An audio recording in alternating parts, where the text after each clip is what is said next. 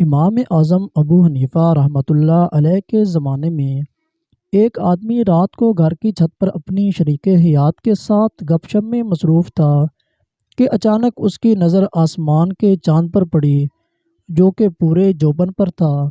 نہ جانے اسے اچانک کیا سوجی کہ اس نے کہا کہ اگر تم اس چاند سے زیادہ خوبصورت نہیں تو میں تمہیں طلاق دیتا ہوں۔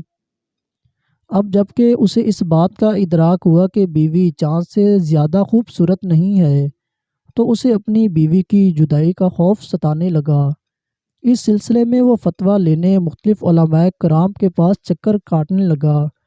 اس زمانے کے علماء نے کہا کہ آپ کے ان الفاظ کے بعد طلاق واقع ہو گئی ہے، لہٰذا آپ اپنی بیوی سے الگ ہو جائیں۔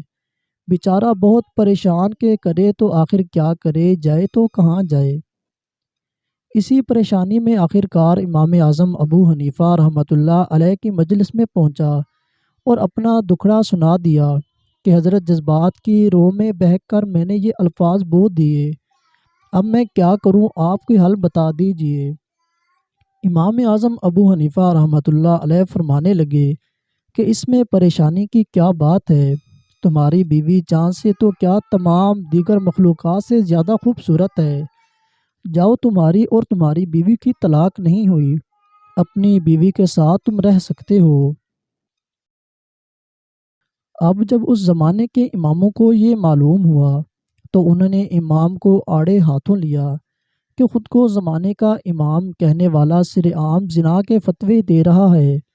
جب کہ علماء کی چہمگوئیاں حد سے بڑھ گئیں تو امام اعظم ابو حنیفہ رحمۃ اللہ علیہ نے سب کو بلا کر فرمایا، کیا تم لوگ قرآن نہیں پڑھتے؟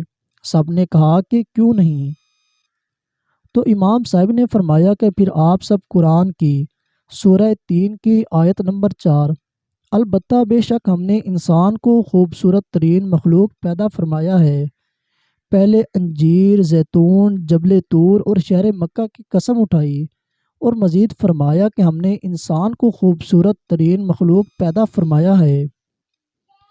اب میں آپ احباب سے پوچھتا ہوں کہ اللہ نے 18,000 اور بھی مخلوق پیدا فرمائی، کہا کسی اور کے بارے میں یہ فرمایا ہے؟ سب نے کہا نہیں۔ امام صاحب نے فرمایا کہ یہ صرف انسان کے لیے کہا گیا ہے، تو یہ یاد رکھو کہ عورت بھی انسان ہے، لہٰذا تم اپنے فتوے اپنے پاس رکھو۔ اور آدمی سے فرمایا مطمئن ہو کر گھر جاؤ، تمہاری طلاق نہیں ہوئی۔